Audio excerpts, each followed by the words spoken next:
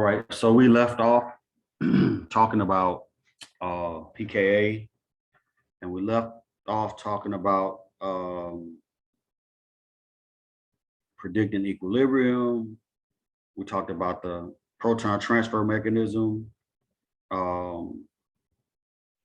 We also talked about Bronsted acids, Bronsted bases, and why they behave the way they behave. And one of the takeaways from Friday was that if you're talking about acid-base equilibrium, then the equilibrium is going to favor the weaker acid because the weaker acid doesn't do proton transfer as fast as the stronger acid, so that the reverse reaction is not going to be as facile. All right. So we're going to jump in here. We're going to work through this handout, and then we'll start working on some other examples. All right. So let's go to this top example.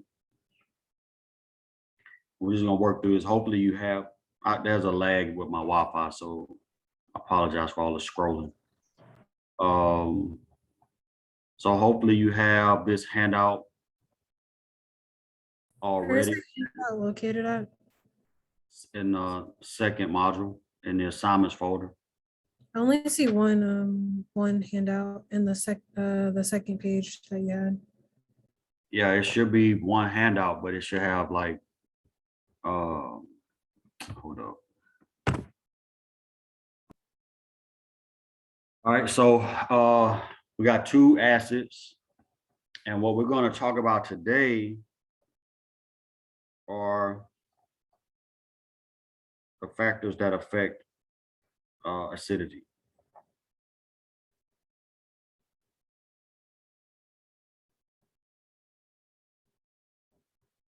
All right, so I sent you a video. Let me just add a page right quick. I sent you a video discussing this, or multiple videos, but there are 5 factors to consider. If you read the chapter, this chapter on acids and bases, then you saw this acronym ARIO, right? Atom, and then resonance, and then induction,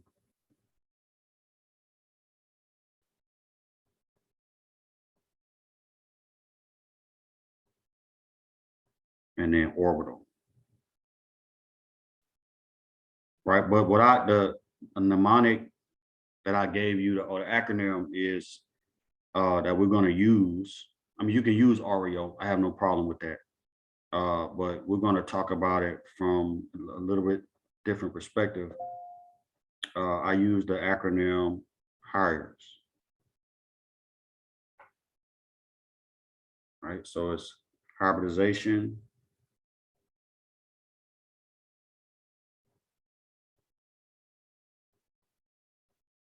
induction,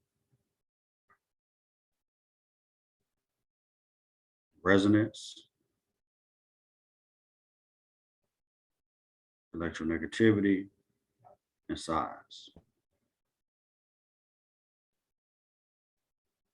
Right, so these 5 factors are going to affect the pKa, which in turn is going to affect the acidity. Because remember, we said that if we have an acid plus a base, right, and you do proton transfer, what's left over is going to be a conjugate acid. I'm sorry, conjugate base, and then the conjugate acid, which would be the base after it picks up a proton. All right. So the strength of the acid here is going to be based on how stable this thing is.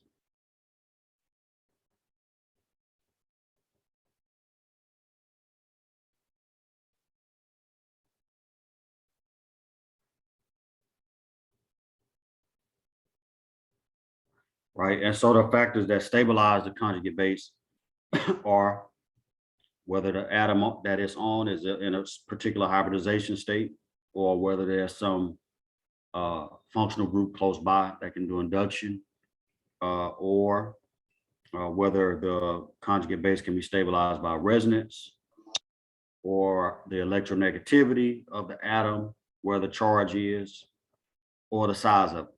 Right. So there are a lot of different factors that affect it, and it's case by case. Right. Every acid that we are going to be looking at from this point forward is going to be case by case as far as what the stabilizing factors are, because everything can't do resonance. Everything won't always have some inductive effect, right? The hybridization states may be different for different atoms and things like that. So let's go back up to the top, and we're going to compare triflic acid and toxic acid. All right. So go ahead and Google the pKa's for those. We're going to put the number in. I think triflic acid is like negative 0.9 or something like that. I think. I saw a negative 15. Negative 15. Negative 15. I'll take that. All right. And then what is the pKa for toxic acid? You might not be able to find the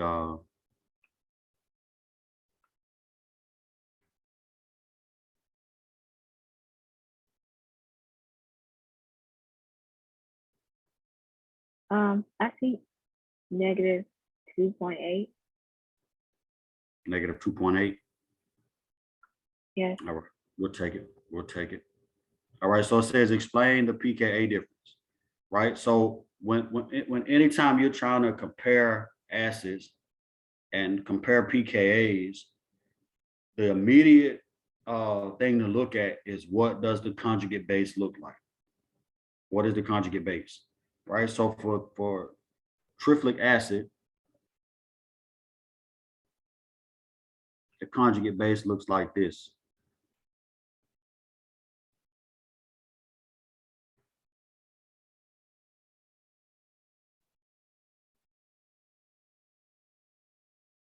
That's negative. And then you have a CF3 group over here. All right. And then for toxic acid, because again, the pKa is loosely based on how stable the conjugate base is, right? Lower pKa means it's a much stronger acid, which also in turn means that the conjugate base is very stable, right?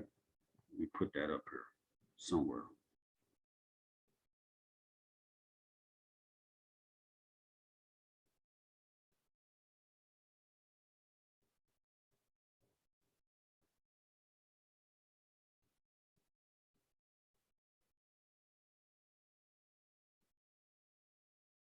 All right, so that's how we're approaching this. If it has a low pKa, that means it's a very strong acid. It also means that the conjugate base of that acid is very stable, and it's stabilized by one of those 5 factors or multiple factors. All right, I'm gonna move this.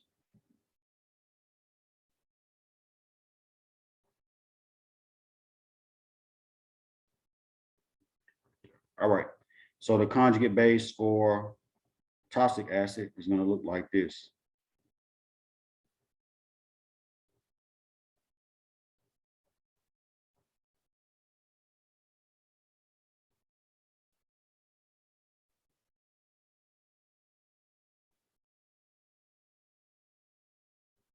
It's gonna be negative, right?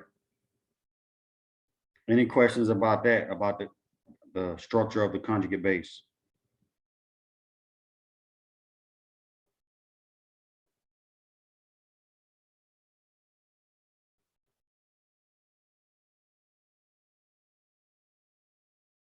All right. So now when we look at that, when we talk about stabilizing the conjugate base, what we're really talking about is the charge on the conjugate base. What can I do to delocalize it? How can I lessen it? And so if we compare each, we're going to do that here. We're going to take everything into account here just to give you an idea of how to think about this. All right. So we compare the hybridization state of oxygen, or what's the hybridization state of each oxygen in this case?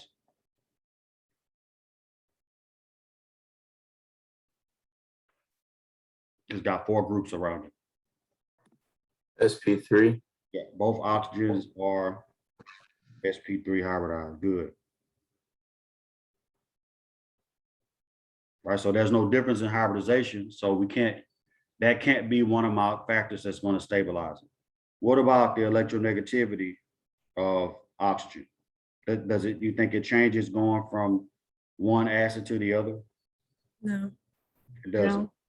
That's a property that doesn't change based on conditions, right? Unless you're using it, or you're describing a carbon and you look at that sp3 versus sp2 versus sp, then you got the percent S character, so on and so forth. So that can change it. But if the atom is in the same state in both cases, then the electronegativity is not gonna change.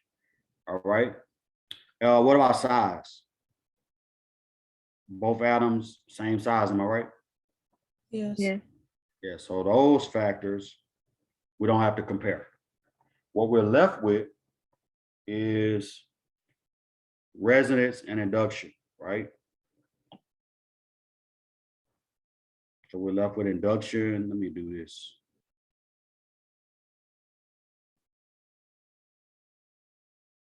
Induction and resonance. Right now, if we look at both structures, can you see an allylic pattern here? Allylic anion. Anybody see that? Yes. You see it right here? Yes. Or right here? And it's the same on the other side too, isn't it? Right? I see that allylic Yeah. pattern here.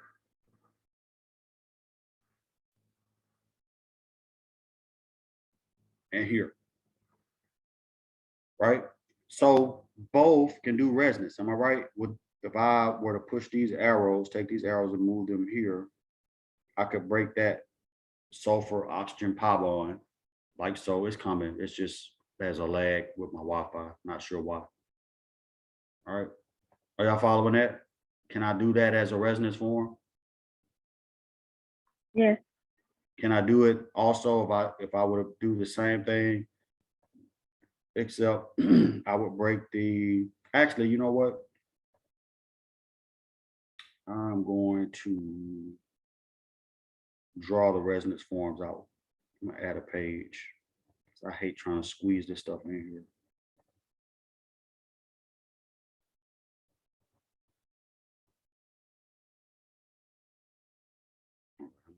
Just cut this.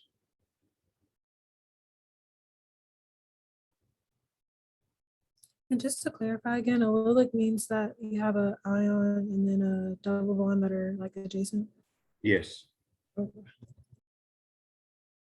that's exactly right.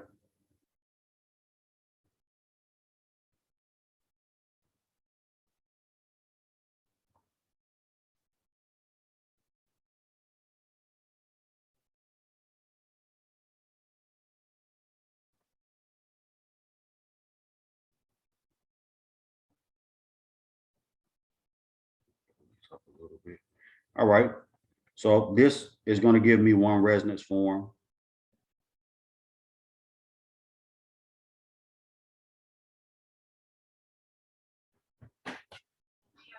Garage door. It'll look like this.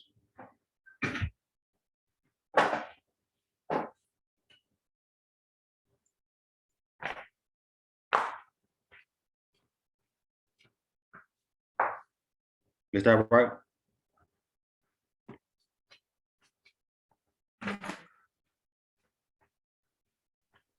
Can you do it for the oxygen at the bottom? Yeah, you can. And I want to start at the original, so I'm going to move this down.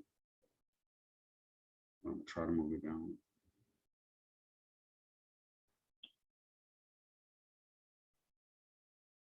But you can. Right? If I took this pair of electrons, I'm gonna just change colors.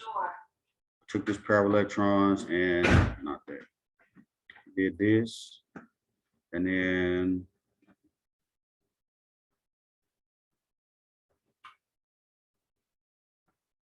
this, I would get a different resonance form. You following? So I would get this.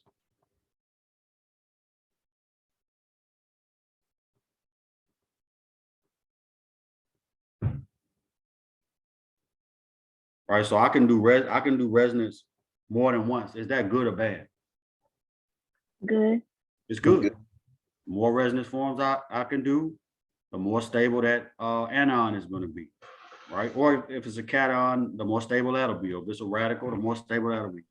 And you can do the same thing over here, right?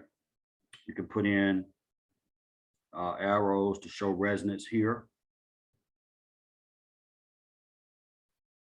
Or, and I'm just going to change the colors. Or here, right? Like that. And like that. Is that right? Yes. So that the resonance form, I'm just going to draw, I'll draw both, but I'm going to start with the pink one.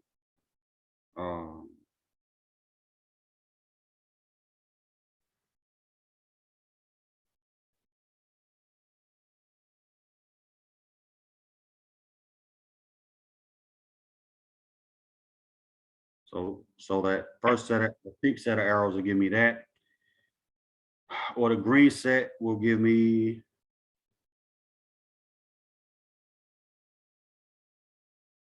the split. Yeah, I gotta move it down. Sorry about that.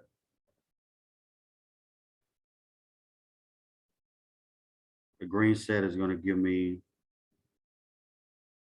this.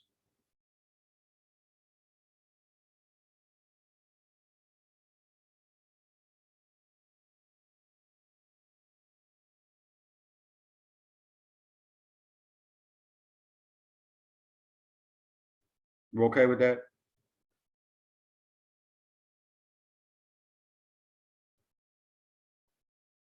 Yes.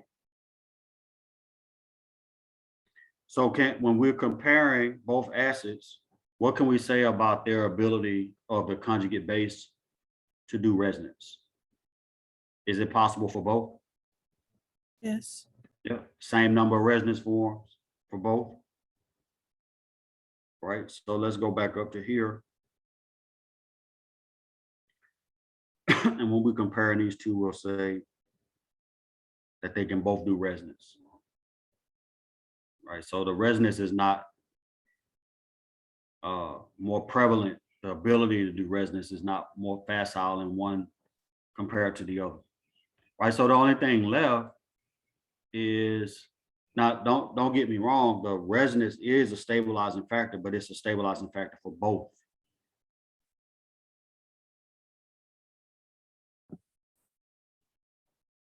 Right, it stabilizes both, but there's another factor that's not the same for both, and that is induction.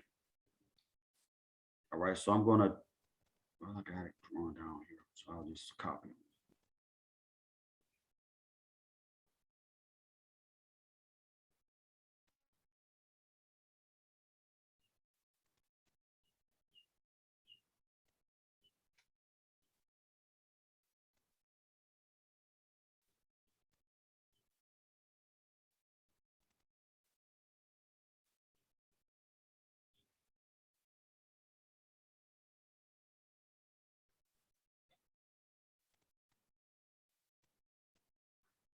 So this is, I'm gonna erase the resonance arrows because we don't need them.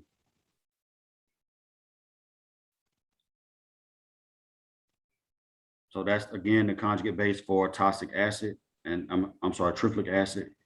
And then this is my conjugate base. Let's take that one.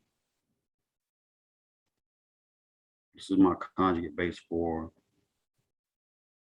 toxic acid. Paste it right here.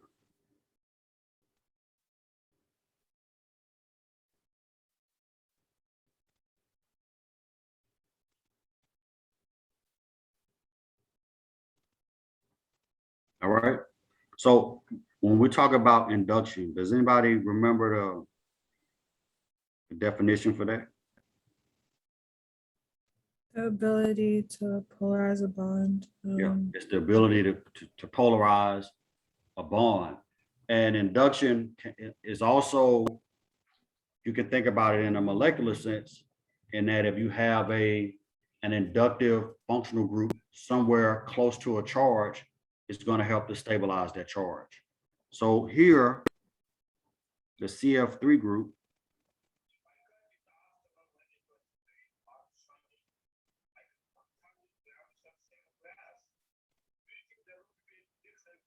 right? Those fluorines are highly electronegative. So induction happens when you have a highly electronegative functional group or a group of atoms. Sorry about that.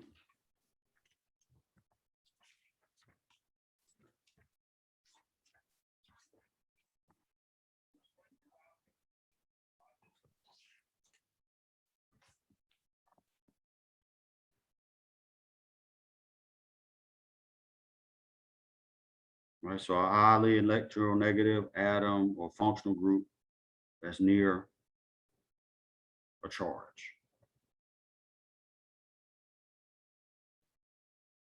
Right, and induction can also happen with cations as well, right? But for here, if it's electronegative, then we're going to say a negative charge.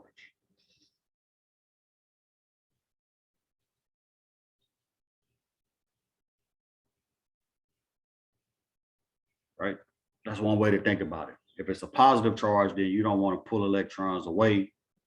So you need an electron-rich atom or group of atoms near a positive charge. That's also a way to think about it. Actually, I'm gonna put that in here because I don't want to leave that, have you thinking that it only happens on negative charges.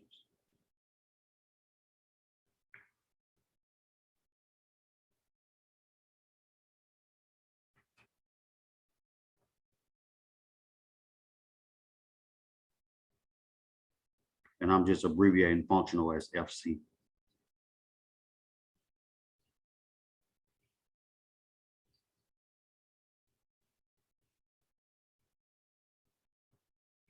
Right? You got an electron-rich atom or functional group near a positive charge, or electronegative atom or functional group near a negative charge. Both of those can do what we call induction. Induction is not like resonance, because what you're moving, instead of electrons, you're moving electron density, right? So the CF3 group, again, this is going to be like able to polarize. Let me get this out of here. It'll be able to polarize the electron density this way. So it's going to create a dipole towards itself because it's highly inductive.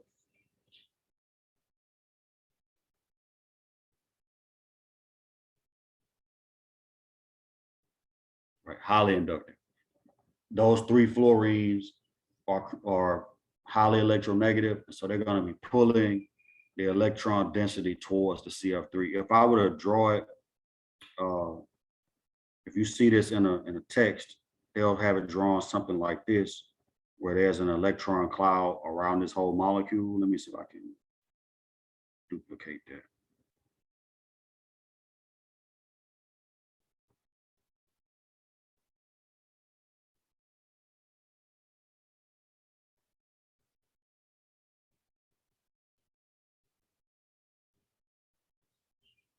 So they'll draw, if you saw it in a textbook, you'll probably see something like this, where the molecule itself is like kind of encased. And then you'll have, let's say red is electron, is going to be the electron rich part. So part of that will be highlighted in red, and then that means the electrons are coming in that direction. And then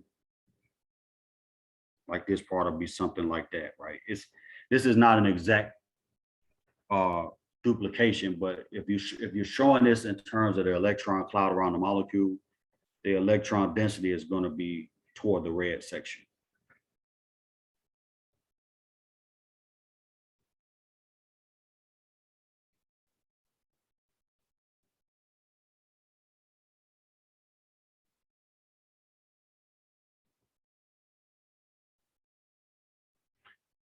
Right?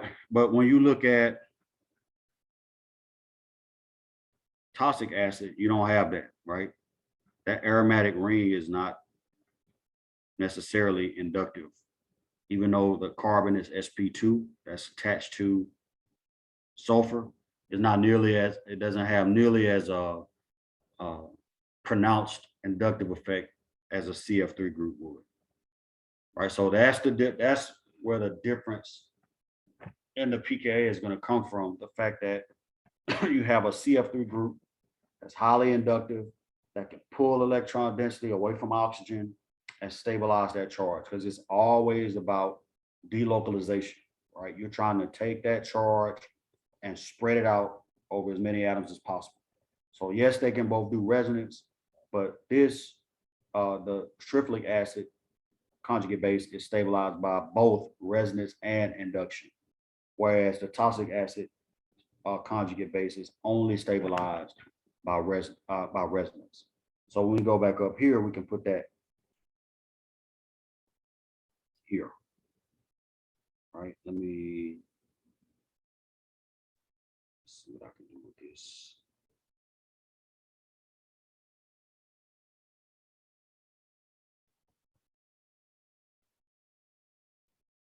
All right.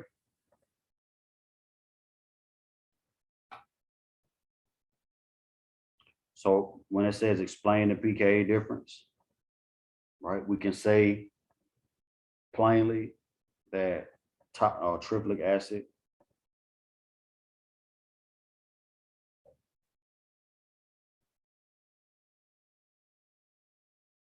the conjugate base of triplic acid is stabilized by multiple factors, right? Resonance and induction.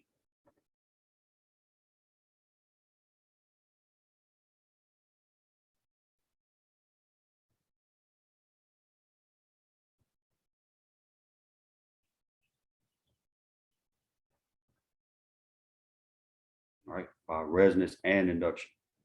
And that's why it's so much more acidic. Questions about that? Any questions about anything we just talked I have a about? question. Come on. Okay, how is it stabilized by resonance if both acids can do resonance? But that's a great question. But resonance is still a stabilizing factor. So if it can do resonance, resonance adds to its stability also. Does that make sense? Just because they can both do it, that doesn't negate the effect of resonance on stabilizing one over the other. It's still a stabilizing factor. So for I have another induction, question. go ahead. Go ahead. Okay, so for the electronegativity factor, how come it like doesn't apply if you have the CF3 group on triplic acid? Well, that's a great question. So when you look at the conjugate base, you have to look at where the charge is. All right, so the charge is on oxygen. So the electronegativity is only going to apply to where the atom where the charge is. Whereas induction, it can be a group of atoms or a functional group somewhere close by where the charge is. It doesn't have to be directly attached. But when you're comparing electronegativities, what you're looking at is the actual location of the charge. Like, what is the electronegativity of the atom that has the negative charge? Okay. Yeah, that's a great question. I think I heard you getting ready to ask a question too, Sanaya, go ahead. So for the induction, Mhm. so we're drawing arrows like we did when we did dipoles. Yes, Okay. because that induction is going to create a molecular, uh, a molecular dipole. In a sense, it's not necessarily a molecular dipole in that when you measure it, all the electrons are going to be going in that direction. But when you talk about the electron density, it's going to, the CF3 group is going to be pulling electron density towards itself because of those fluorines. So that the way we show electron density moving is by using a dipole arrow. Okay, so the tosic acid didn't have a huge, I guess, dipole moment. No, it doesn't. It doesn't have any induction associated with that ring that's attached. And the interesting thing about the aromatic is it can be considered electron rich sometimes, and sometimes it's considered electron poor. It just depends on the situation. In this case, because it has a methyl group attached to it, it's going to be considered more electron rich than it is electron poor. So it's actually going to have a slightly destabilizing effect on that negative charge because it's substituted with a donor.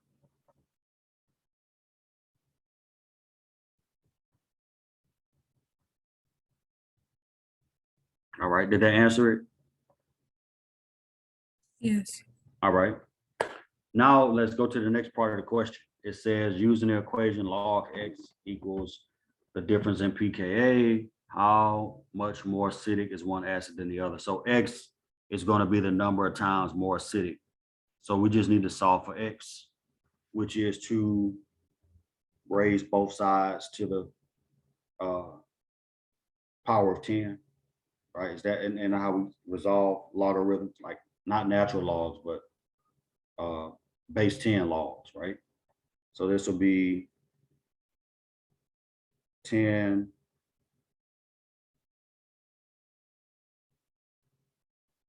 right equals X, where X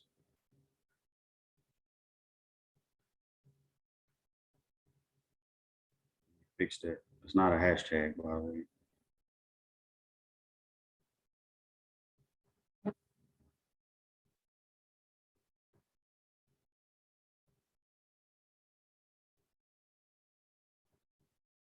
So when we want to compare acids and say how much more acidic or how many more times acidic is one acid than the other, this is the equation that we're going to use. So we just need to find the difference in the pKa, and to do that, you'll just take the absolute value of the difference, right? So it's negative 15 minus negative 2.8,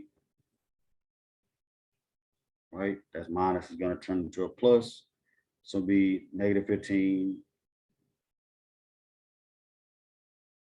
plus 2.8. What is that? Negative 12.2. Is that right? But we're not going to use a negative number, so we'll take the absolute value. So it'll be 12.2 is the difference in pKa. All right. So now we just need to plug that into here. That's 10 to the 12th. We can round down or round up. So it'll be 10 to the 12th. So triflic acid is 10 to the 12th times more acidic than toxic acid. Right? 10 to the 12th is that a trillion? Is that right? I think so. Because billion is 10 to the 9th, right? Yeah, I think that's correct. So in terms of, remember how we were talking about the other day, the acid-base equilibrium and so on and so forth, in terms of how readily triplet acid gives up that proton that's attached to oxygen, because that's your acidic proton. In terms of how readily that happens, when you compare it to toxic acid, it's a trillion times more acidic. So that means that if you think about it in terms of just basic proton transfer, for every one proton that's transferred from toxic acid, which is a very good acid in its own right, is negative. We got a pKa of negative 2.8. But for every one proton that leaves, 1 trillion protons can leave from triflic acid. That's how you compare those, right? Even though toxic acid, again, is an excellent acid. But it's 12 orders of magnitude more acidic than toxic acid, right? So whenever you see a question like that, you have to, it's just 10 raised to the difference in the pKa, the absolute value of the difference in pKa. And that'll give you the number of times more acidic. All right, which leads to the next question. All right, what is the answer to number 2? Say about how readily the proton is removed from the stronger acid.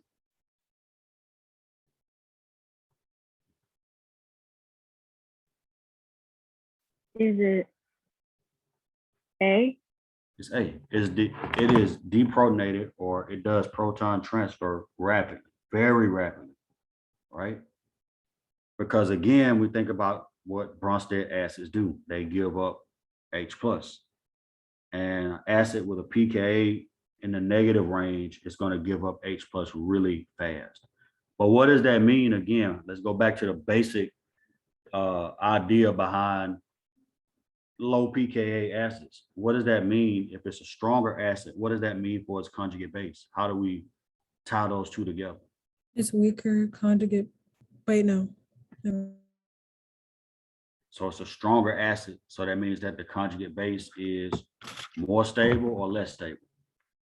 More stable? More stable. All those things go together.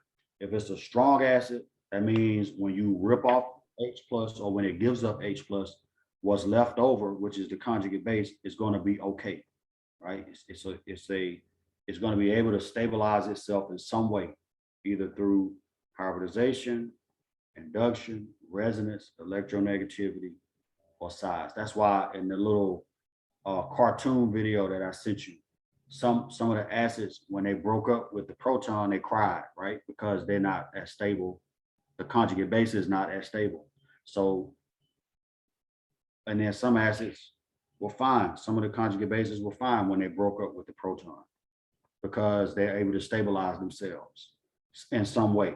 Hybridization, induction, resonance, electronegativity, or size. All right, so let's go to the next question. It says, what can we say about the conjugate base of a weaker acid? Is it C. more stable, Is it less C? stable? Go ahead. Is it C? It is. The conjugate base is less stable for the weaker acid. That's why the pKa is also higher for that weaker acid. All right, let's look at number 5. And this is going to kind of pull everything together as far as the acid-base chemistry. And we're going to look at some other examples too. So we got a bunch of examples after this. It says HA, that's an acid, has a pKa of 15. So I'm going to write HA, not in a highlighter though.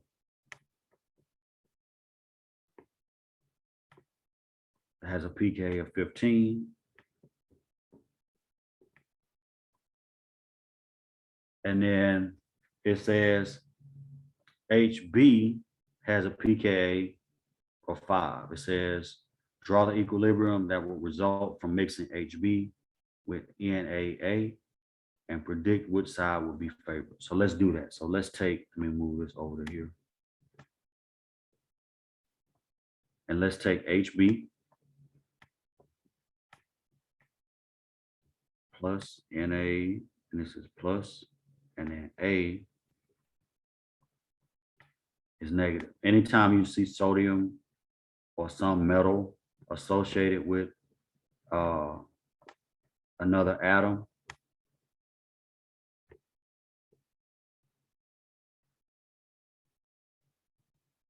that sodium is acting as a counter ion, right? So the other atom is negative, right?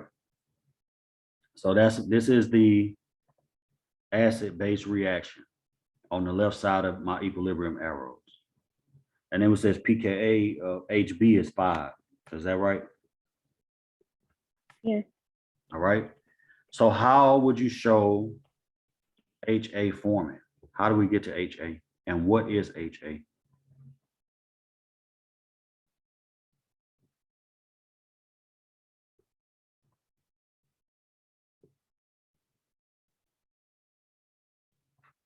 What is HA compared to HB? Is it a base? No, the H is a proton, so it's not a base. It's a HA. So it says HA is an acid with a pKa of 15. So it can't be the base. All right, let's back up. If I have HB and A minus, which is, we know this is the acid. That means A minus is what? The base, yes? Oh, Is that right? Yes. And if I want to do proton transfer between HB and A, how would I show it? This is a proton transfer or deprotonation reaction. Is that right? That's what Bronsted acids and Bronsted bases do when they get around each other. So how would I show that? Anybody? You'd show the electrons from A moving to B and then. Like the- that? Yeah, And you said move electrons to B? yes. Okay, great. You're right. So what does that make HA? It's not the acid. the conjugate base? It's the ooh, you close. You close. It's the conjugate acid. How? Okay, so look at what A is on the left side. It's the base, right? Yes. And then it picked up a proton from HB. Is that right? Oh, yes. So it became the I get it. conjugate acid. So because the conjugate acid is the base after it picks up a proton from the acid. And then that by default, that makes B minus what? The conjugate base. Conjugate base. All right. You got it now? I'm still confused Go ahead. on the how HA is the conjugate acid. Okay, look at what A is on this side. What is A right here? What is it a part of? The base. The base. And then it took those electrons to do proton transfer with HB, which was the acid. Is that right? Yeah. So the base always becomes the conjugate acid on the other side, because notice now A is now bonded to a proton. Is that right? You see that? So the base on the left side is going to become your conjugate acid on the right side, on the other side of the reaction arrow.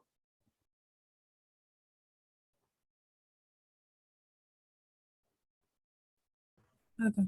You see it? And And then the acid, when it gives up its proton, it's going to become the conjugate base. You see how B now has a negative charge on the other side because it gave up H plus.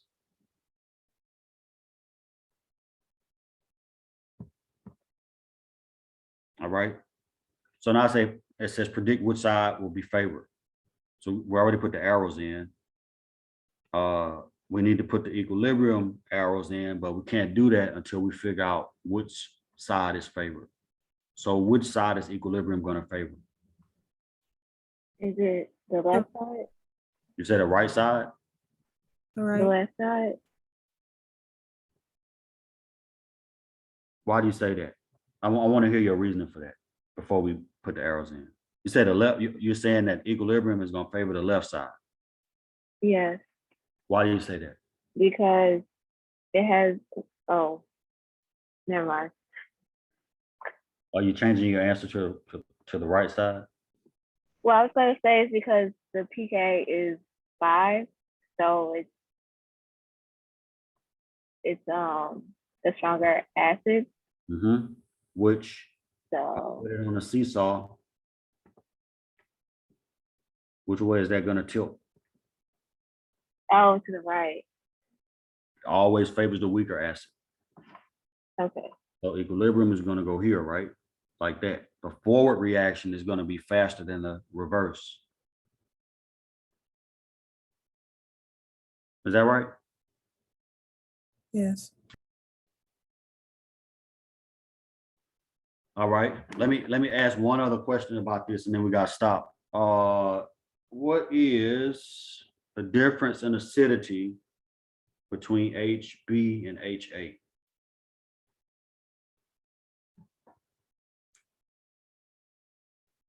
Ten to the 10th power. 10 to the 10th. 10 to the 10th. So it's about 10 billion times more acidic.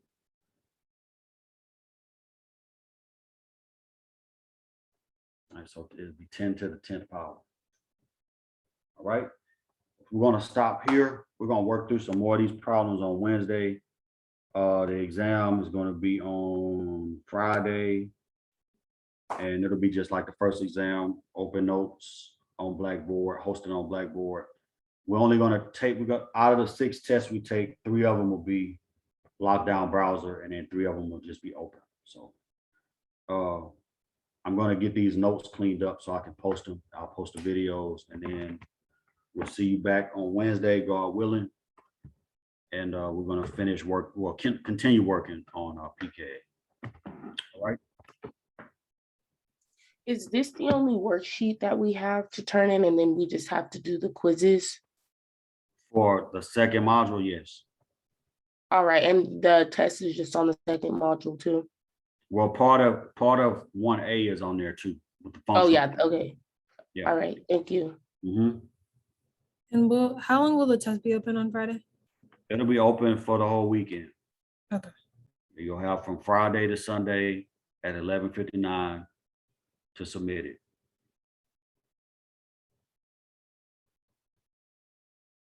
All right. No other questions. We're gonna log out. Y'all have a blessed day.